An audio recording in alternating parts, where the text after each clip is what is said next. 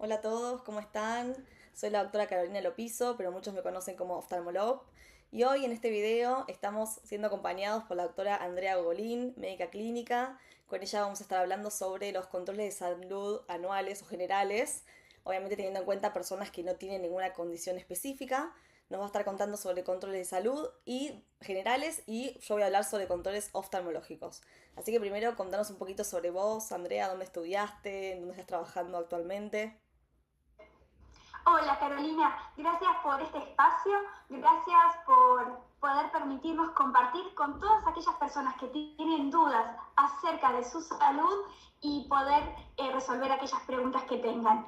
Dentro de las cosas más fundamentales a lo largo de mi carrera fue que estudiamos junto con Carolina en la misma universidad, la Universidad Austral en Buenos Aires, y después me formé como médica clínica en un hospital público de la provincia de Buenos Aires.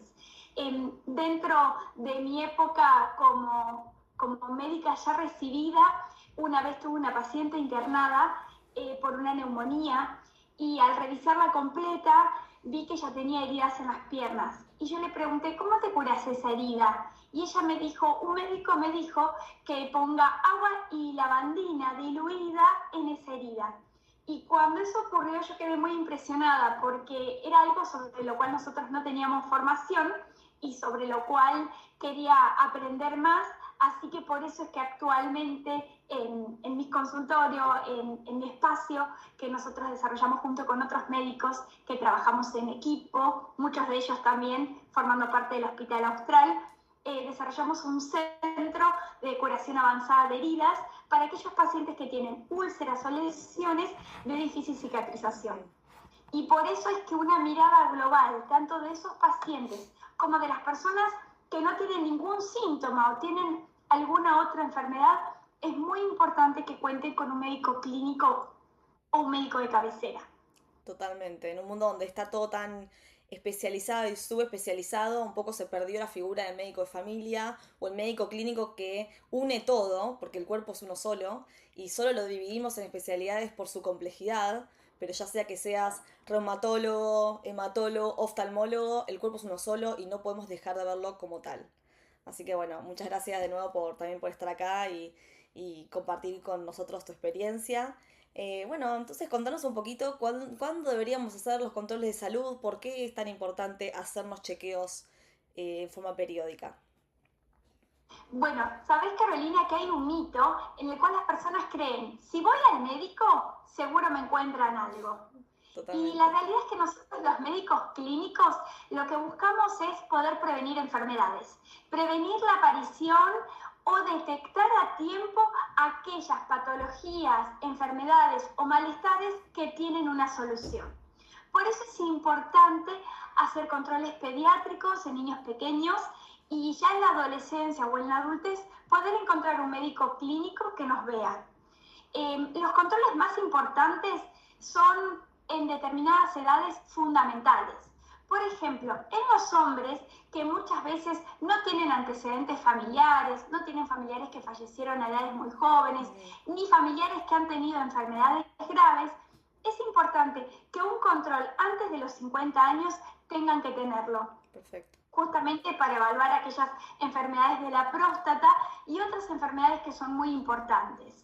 En el caso de las mujeres, los controles son más periódicos, muchas veces porque son las que más adhieren a dietas veganas, Mm. vegetarianas o a nuevas modas y nuevos estilos de vida que requieren un Sí, control exhaustivo. un acompañamiento. Aquellas que buscan, exacto, o aquellas que buscan un embarazo o próximamente planificar el aumento del grupo familiar, también es importante controlar determinadas vitaminas y algunos parámetros que se ven en los análisis de sangre simplemente, pero que nos ayudan a que el bebé en formación pueda crecer de forma totalmente saludable. Entonces, hay determinados controles que son muy importantes, tanto en la adolescencia, en la primera adultez, que son las mujeres jóvenes Ujú. en edad fértil, que planifican un embarazo, como después de haber transcurrido esta primera etapa en la segunda adultez, donde es importante que antes de la menopausia podamos tener un control y después de la menopausia también. para detectar distintos tipos de enfermedades que si las detectamos a tiempo hacen la diferencia. Totalmente, ¿no? El diagnóstico precoz, poder adelantarnos. Siempre buscamos en realidad, y hoy más que nunca la medicina busca prevenir, pero somos seres mortales. Hay enfermedades que por más buenos hábitos que tengamos pueden aparecer. Enfermedades, condiciones, síntomas, que es importante cuando aparecen detectarlos. Y si todavía no aparecieron, detectarlos justamente en la etapa presintomática, ¿no? Entonces no se trata de volvernos locos pensando que vamos, como decís vos, ¿no? Que vamos a ir al médico y algo nos van a encontrar. Si uno hace los controles como, como se sabe, digamos, las investigaciones dicen que tenemos que hacer, porque esto no es algo que alguien lo inventó un día, ¿no? O sea, hay estadísticas que dicen que a tal edad, tal sexo, tal género, tiene que hacerse en esta etapa de la vida un control. Entonces, si uno sigue eso, si sigue uno las recomendaciones de su médico de cabecera, entonces uno puede estar tranquilo de que no tendría por qué encontrar algo. Y en el caso de encontrarlo, porque tampoco es imposible, claramente, detectarlo a tiempo y que justamente tratarlo y controlar esa condición sea mucho más fácil, ¿no? Bueno, y por eso mismo también, Caro, quería comentarte que en la población adulta es muy importante un estudio que nosotros llamamos riesgo cardiovascular. Es decir, en medicina hay muchas cosas que ya fueron estudiadas y por eso mismo determinar qué chance tengo yo en los próximos 10 años de presentar un infarto o algún problema cardiovascular es muy importante porque la medicación que nosotros damos ayuda a disminuir el riesgo. Entonces, hay distintos datos, distintos parámetros que utilizamos y las personas entran en una categoría bordeaux, rojo, naranja, amarillo o verde clarito, según qué riesgo tiene y cómo hacer para prevenir. Y por eso hablamos de algo muy importante y muchos desconocen, que es la edad vascular. ¿Escuchaste hablar de eso, Caro? Alguna vez lo leí, pero creo que es algo bastante nuevo o no tan conocido. Contanos un poquito de qué se trata. Bueno, mira, te muestro la foto de una arteria. Me Esto encanta. es una sección de una arteria en la cual nosotros vemos que esto que está en amarillo son los depósitos de calcio a nivel de la arteria que muchas veces generan que se puedan llegar a tapar.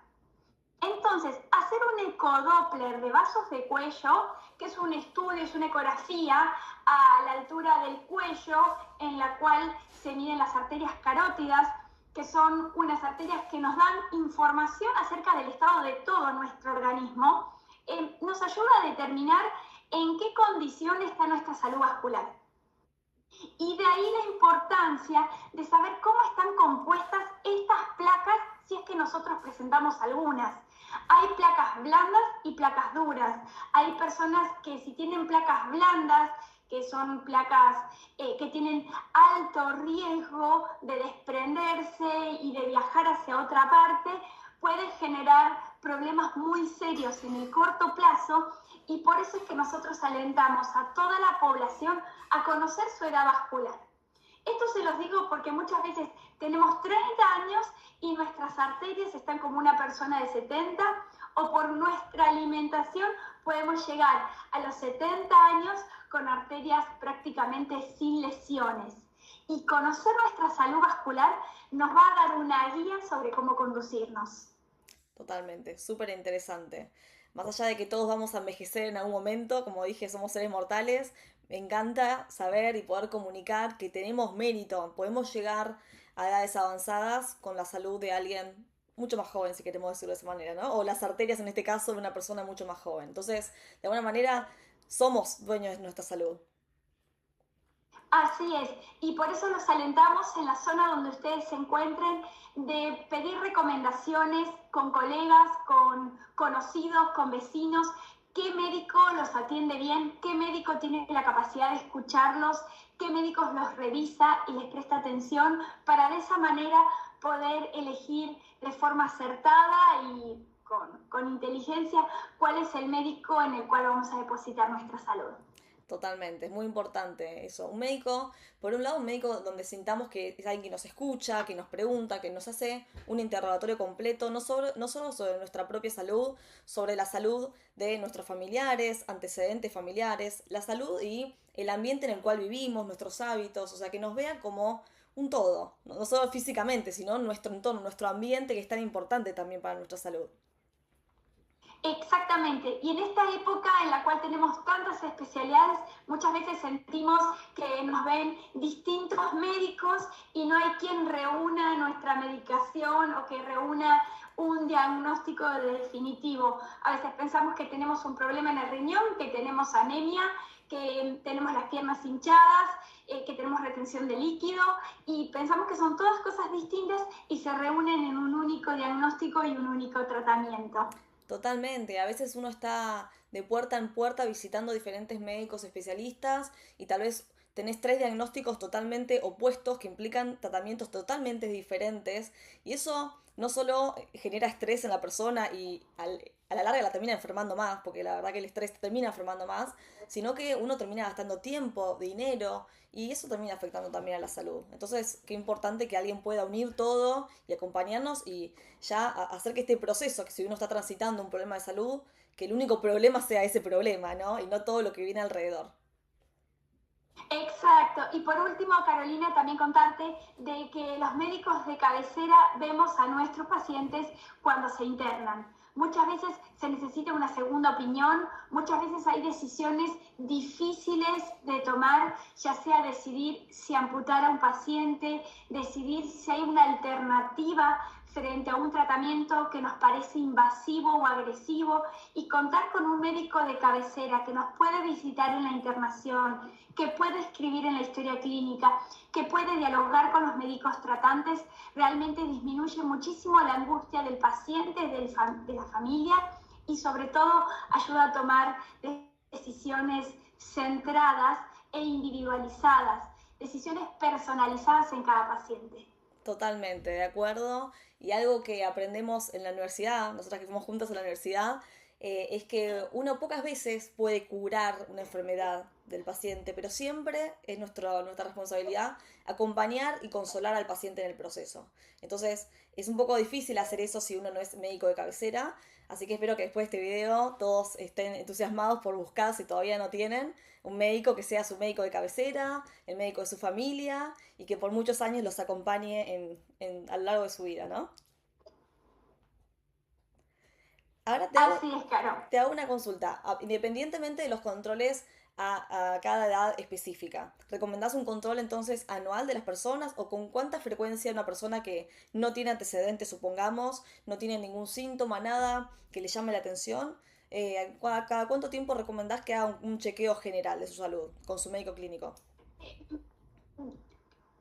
La realidad es que para recomendar la periodicidad de los estudios que hay que hacerse y los controles es una decisión individualizada que tomamos con cada uno de nuestros pacientes, sobre todo porque hay ciertos detalles que nosotros tomamos en cuenta para definir si realmente le va a favorecer hacerse un chequeo anual o no. Está visto y está comprobado que hacerse un análisis de sangre todos los años de forma rutinaria no es que ayuda a prevenir la aparición de nuevas enfermedades. De modo tal es que hay personas que están muy ocupadas con su vida laboral, que no disponen de un tiempo para hacerse estudios de forma tan periódica, entonces las visitas se tornan más frecuentes si aparece algún síntoma. De lo contrario, a veces vemos a nuestros pacientes cada 3 años y no hay ningún inconveniente, porque igual estamos en contacto telefónico por cualquier anormalidad o cosa nueva que surja. Perfecto, súper útil la información que nos das. Y hablar hoy en día con la telemedicina, que uno puede tener contacto frecuente con su médico de cabecera, no hace falta trasladarse todo el tiempo al consultorio, uno tal vez puede tener un contacto cercano y trasladarse únicamente, obviamente para esos controles donde uno hace un examen físico y se hace ciertos estudios, pero bueno, hoy más que nunca me parece que la telemedicina ha llegado para quedarse después de la pandemia sobre todo y es una herramienta complementaria súper útil, incluso en especialidades como la oftalmología, donde tal vez es limitado y todavía no está en algunos casos tan bien vista la telemedicina, pero para mí yo creo personalmente y profesionalmente que es una herramienta excepcional porque permite hacer un triage de un montón de situaciones donde el paciente de lo contrario llega tarde a la consulta. Así que no sé si querés decir algo más sobre los controles de salud, si no paso a contar brevemente los controles periódicos oftalmológicos. Sí, claro, contanos sobre los controles oftalmológicos Pero antes de eso, aclarar también que es válido y muy importante que como pacientes, cuando tengamos dudas, podamos pedir una segunda opinión con otros profesionales. Me encanta que hayas aclarado esto. No tengan miedo de que ningún médico se ofenda o herir el ego de nadie. Ustedes, los médicos son libres, los pacientes son libres de elegir con quién tratarse y más cuando se trata de la salud. Así que me parece súper útil esta aclaración. Gracias, Andrea. Y bueno, les voy a contar brevemente de qué se tratan los controles de salud oftalmológicos, que para mí no son solo controles oftalmológicos, como dije, el cuerpo es un todo, el ojo es una partecita, nada más, que la estudiamos por separado los oftalmólogos, dada su complejidad, pero el ojo no es algo aparte del cuerpo, es algo al contrario, para mí los ojos no son solamente la ventana al mundo, son la ventana al resto del cuerpo. Porque a través de los ojos, con un simple examen oftalmológico que es un fondo de ojos, que para el oftalmólogo es algo muy simple de hacer, lo hacemos diariamente en la consulta de los pacientes, podemos ver a través de ese fondo de ojos, al dilatar la pupila, los vasos, la vasculatura de la retina, que representa de alguna manera la vasculatura del resto del cuerpo. Entonces nosotros podemos ver también riesgo vascular a través de estos vasos que vemos en la retina. Podemos también ver diferentes signos que hablan alrededor del nervio óptico, que hablan sobre el sistema nervioso central. Entonces el ojo, más allá de ser nuestra herramienta visual, es una ventana al resto del cuerpo. Entonces, a grandes rasgos, el control oftalmológico obviamente la evidencia varía, depende mucho y como decías vos, siempre hay que individualizar al paciente. Yo en este caso voy a hablar específicamente del paciente que cree ver bien, porque todos queremos ver bien hasta que hacemos un control visual y muchas veces no es así. Pero el paciente que cree ver bien, que no tiene ningún antecedente importante de salud general u oftalmológico, que no toma ninguna medicación, que no tiene ningún síntoma ni signo, a ese paciente que no está en ninguna edad crítica, idealmente recomendamos un control cada 2 años o anual, pero por lo menos cada 2 años.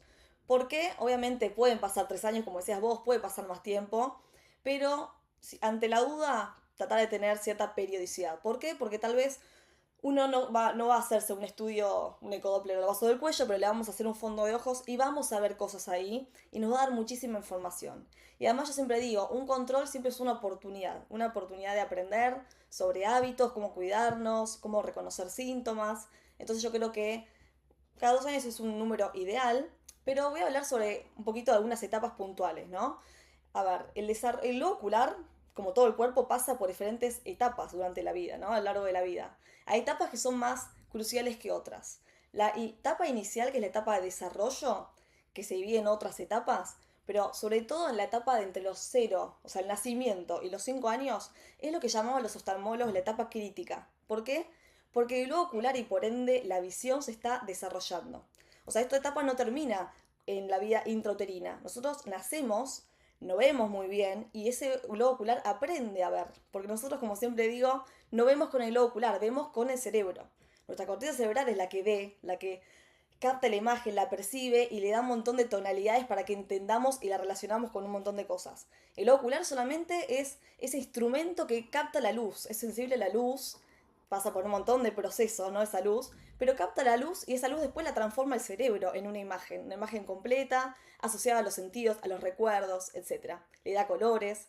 Entonces, pero eso se aprende a ver. Y esa etapa crítica, justamente, en esa etapa crítica pueden aparecer ciertas condiciones que deben ser diagnosticadas a tiempo. ¿Por qué? Porque si no son diagnosticadas a tiempo, ese cerebro no aprende a ver, y si no aprende a ver ahí, no va a aprender a ver nunca, incluso aunque el globo ocular esté en perfectas condiciones. Entonces, pueden aparecer patologías como refractivas, miopías, pueden aparecer desviaciones oculares, puede aparecer lo que se llama ojo vago o ambliopía, también menos frecuente, pero pueden aparecer cataratas congénitas o infecciones que tal vez traemos desde el embarazo. Por eso es muy importante tener en cuenta los antecedentes obstétricos, siempre preguntarle a nuestras madres cómo fue el embarazo, fue prematuro, de cuántas semanas de edad gestacional nací, cuánto pesé al nacer, tuviste alguna complicación en el embarazo. Eso tenemos que saberlo porque es parte de nuestra historia clínica, nuestra vida intrauterina. Entonces, importante tener en cuenta eso. Obviamente siempre tener en cuenta los antecedentes de nuestra familia, tratar de recopilar esa información porque es información súper valiosa y útil. Entonces, como decía, hay algunas cosas menos frecuentes como cataratas congénitas, glaucoma congénito, pero todo eso si no lo buscamos, tal vez no lo encontremos o no lo encontremos a tiempo y después sea tarde. Y es muy triste ver a una persona ya de edad avanzada con una patología que era muy fácil de diagnosticar.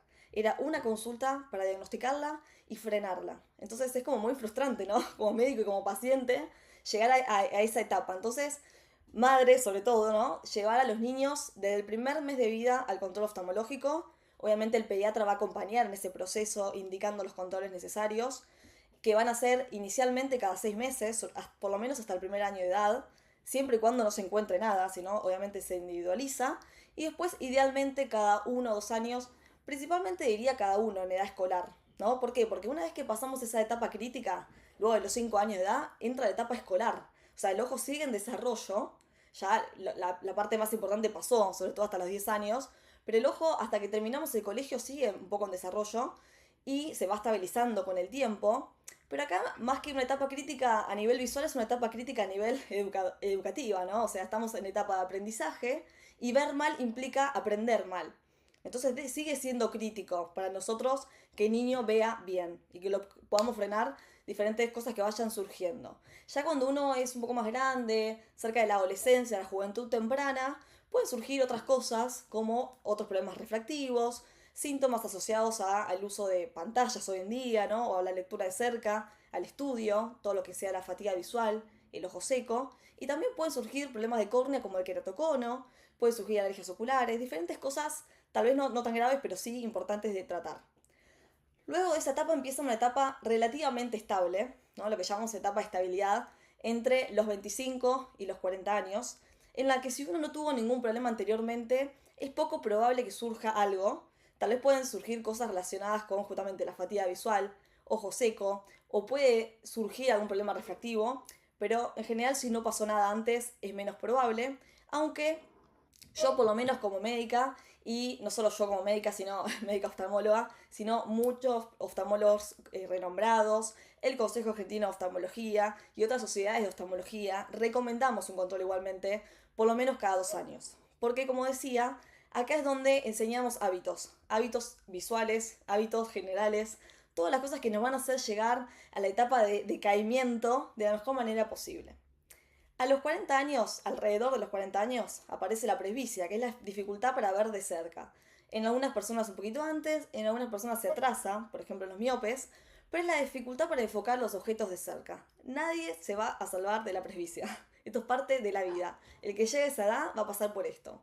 Entonces en esa etapa obviamente damos herramientas, lentes o diferentes herramientas u opciones para poder ver bien de cerca. Vamos a adaptar eso a las actividades del paciente. No es lo mismo un paciente que está frente a la pantalla que alguien que trabaja frente al público. Entonces va a necesitar diferentes opciones de tratamiento. En general se resuelve con lentes, lo más común. Bueno, y luego de esa etapa, eso va a ir avanzando hasta los 60 años, va a ir empeorando progresivamente y lo vamos a ir adaptando, esas soluciones, al paciente. Luego de los 60 años, 60, 65, empieza la etapa de decaimiento, que por más que suene mal, es parte de la vida. O sea, la calidad visual va bajando, la cantidad visual va bajando y todas nuestras funciones de a poquito van decayendo, como dice la palabra, ¿no? Pero como decías vos hace un rato, Andrea, si uno tuvo buenos hábitos durante su vida, si uno se controló, si uno fue llevándola bien, va a llegar a esa etapa en la mejor condición posible. Físicamente, o sea, todo el cuerpo y visualmente. Pero nadie se va a salvar, luego de la presbicia, lo próximo que surge es la catarata. Nadie se va a salvar de la catarata, que es la opacificación de nuestra lente natural, o el cristalino. Hoy en día es muy común que luego de los 60 años alguien se opere de cataratas. Es una cirugía ambulatoria, muy simple en general.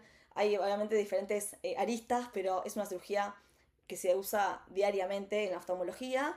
Entonces no tenerle miedo, no tenerle miedo que si a esa edad estamos viendo mal, puede ser por eso, no le tengan miedo a la palabra catarata, pero es parte de este decaimiento, este envejecimiento del globo ocular. Pero la catarata, como la presbicia es parte de la vida, acompañando esto pueden aparecer otras condiciones asociadas a la edad o a nuestros hábitos, tal vez un poco más graves o difíciles de tratar, depende de la severidad, como la degeneración macular asociada a la edad, o también cosas relacionadas con enfermedades sistémicas, diabetes, hipertensión, que esto puede empezar mucho antes y afectan también a los ojos y afectan a la vista. Y también pueden aparecer diferentes condiciones asociadas a la polimedicación. Es muy común que una persona después de los 60 años esté polimedicada, que tenga mucho, que consuma muchos medicamentos. Esos medicamentos a veces tienen efectos en el globo ocular o en otros órganos y es importante también acompañar a eso, ¿no? Entonces, justamente acá poner a la persona, ¿no? A la totalidad de la persona a la hora de ver los ojos y ver cómo la medicamos, qué le indicamos, ver a la persona como un todo. Entonces, como para resumir un poquito, lo ideal en oftalmología es que los controles se realicen por lo menos cada 2 años, pero siempre hay que individualizar. Hay personas que tienen muchos controles por años, a veces casi mensuales, entonces siempre individualizamos y siempre vamos a seguir las indicaciones de nuestro médico oftalmólogo y de nuestro médico clínico. Para eso obviamente tenemos que concurrir a estos especialistas. Bueno, Caro, muy interesante lo que nos contaste, sobre todo que los recaudos de oftalmología comienzan en la primera infancia y por eso es tan importante que podamos tener acceso a la salud y que podamos tener acceso a médicos en los cuales podamos confiar. Totalmente, Andrea, totalmente. Así que bueno, te agradezco muchísimo por participar. Nos ha sido muy útil la información que nos diste. Seguramente nos vamos a estar viendo prontito en otro video. Dentro de poco vamos a tener a tu hermana, que también es médica, hablando sobre otros temas. Así que bueno, se vienen muchos temas interesantes. Vamos a estar compartiendo las dos de nuestros Instagrams este video y nuestras redes sociales. No sé si querés compartir tus redes sociales. Bueno, si me quieren seguir, sobre todo aquellos pacientes de Buenos Aires o aquellos pacientes que se encuentran por fuera de nuestras localidades, pero que necesiten una segunda opinión o que necesiten la evaluación de estudios, nos pueden seguir en Instagram en DRA, que es doctora, DRA Andrea Gogolín, y nos pueden encontrar en nuestra página web también. Perfecto, Andrea, buenísimo. Y obviamente esperamos comentarios y dudas que surjan a partir de este video. Muchas gracias.